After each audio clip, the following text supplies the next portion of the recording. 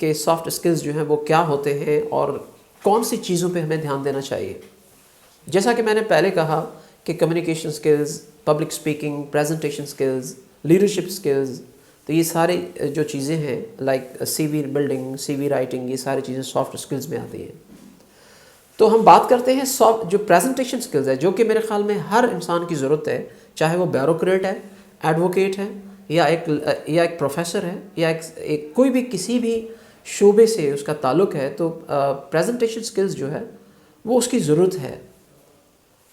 تو presentation skills میں یہ ہوتا ہے کہ سب سے پہلے جو پریزنٹیشن میں میٹر کرتا ہے، پریزنٹیشن جو ٹرم ہے وہ پریزنٹ سے لیا گیا ہے کہ آپ چیزوں کو کس طرح پریزنٹ کرتے ہیں.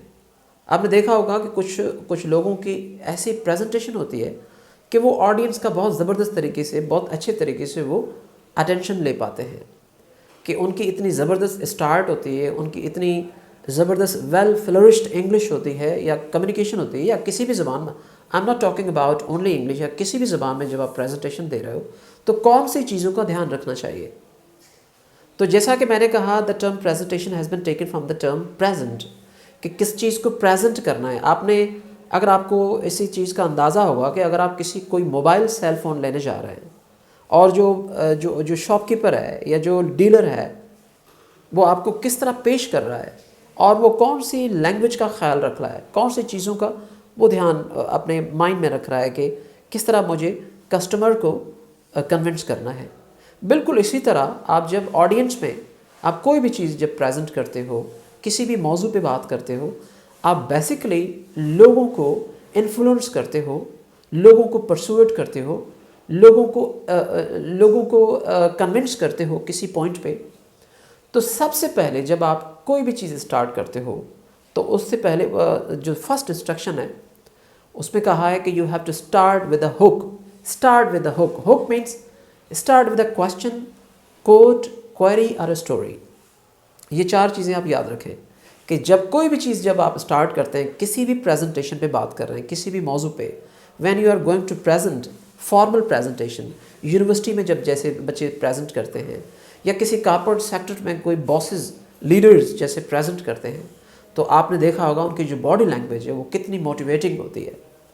تو سب سے پہلے آپ کو کسی کوشچن سے اسٹارٹ کرنا ہے، یا کوئی کوئری سے اسٹارٹ کرنا ہے، یا کسی کوٹیشن سے اسٹارٹ لینا ہے، یا کوئی اسٹوری سے اسٹارٹ لینا ہے. زیادہ تر جو story telling has always been a motivating tool, جو کہ یو ایس اے میں اور ہر جگہ پر، بلکہ میں خود بھی ایک اسٹوری سے اسٹارٹ لیتا ہوں. Story telling has always been an impact making start in any presentation. اس کے بعد نمبر 2 پہ ہم آتے ہیں. نمبر 2 پہ جو پریزنٹیشن کا جو سیکنڈ امپورٹنٹ پوائنٹ ہے وہ یہ ہے کہ سب سے جتنا ہو سکے you have to be brief as much as you can. کہ ہر وہ چیز جو irrelevant ہے، ان امپورٹنٹ ہے، ان نیسسری ہے. 3 چیزیں: irrelevant، anything which is irrelevant، anything which is unimportant، anything which is unnecessary need not to be added، need not to be the part of your presentation. اس سے کیا ہوگا؟ اس سے آپ کے جو آڈینس ہیں، جو سننے والے ہیں، وہ کبھی بھی مطلب بور نہیں ہوں گے اور ان کو جو ہے تمام نئی چیزیں آپ سے ملیں گی.